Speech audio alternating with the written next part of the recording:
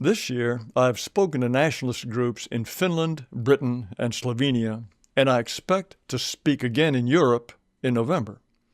These meetings have made me think about what it means to be American and about my place in our race. Although I was born in Japan, it would be hard to be more American than I am. The first tailor in the New World came to the Massachusetts Bay Colony in 1635. Tailors fought in the Revolution and in every war since. They moved south in the 1700s, and every male ancestor of military age I know of fought for the Confederacy. This country is stuffed with our bones, drenched with our blood. So, yes, damn it, I am American in ways that no newcomer can possibly be. When people pretend otherwise, it just makes me laugh. But I'm also a proud son of England. The family tree that sprouted from Albion's seed is thick with English names: Richardson, Hopper, Boggs, Webb, Tacey, Symington, Robertson, Pratt, Terry, Knight. I speak 2.5 other languages, but I am deeply blessed to speak English. If I were condemned to life in prison and could take only one book with me, it would be the annotated works of Shakespeare. I love France, and I grieve to think of the centuries my kinsmen spent slaughtering Frenchmen. But 15 years ago, when I set foot on Horatio Nelson's flagship, HMS Victory, I felt tears start in my eyes.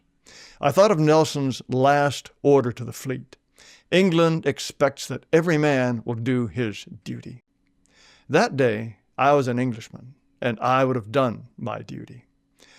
And yet, I have a larger loyalty.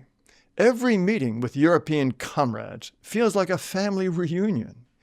Even though I've never met most of them before, every man and woman is like a brother or a sister. They're dedicated, as I am, to the survival and to the glory of our people. I may be a Confederate, an American, and an Englishman, but I'm also a European. Michelangelo and Beethoven and Tolstoy belong to me just as much as Shakespeare belongs to them. We are part of what I call the World Brotherhood of Europeans that unites whites as far-flung as South Africans, Australians, Canadians. This is why a Finn, of whose language I don't speak a single word, is part of my family in ways a non-white with a U.S. passport never can be. Except for a few East Europeans, all of us face identical challenges: replacement, low birth rates, denatured churches, hostile media, corrupt rulers, traitorous elites, depraved universities. All of us consider the same solutions. How much can be achieved through politics, through metapolitics? How to channel the rising anger of awakening white people? And every time I meet with fellow Europeans, I think what a joy it is to have such fine young people in our ranks. It's impossible to know how long it will take or how it will happen, but I can't help being confident that with so many people coming our way and so much energy going into the fight, the future of our race will someday be secure, fortified against all threats.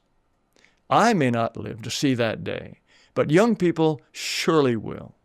Our future is still cloudy, but it looks brighter every day.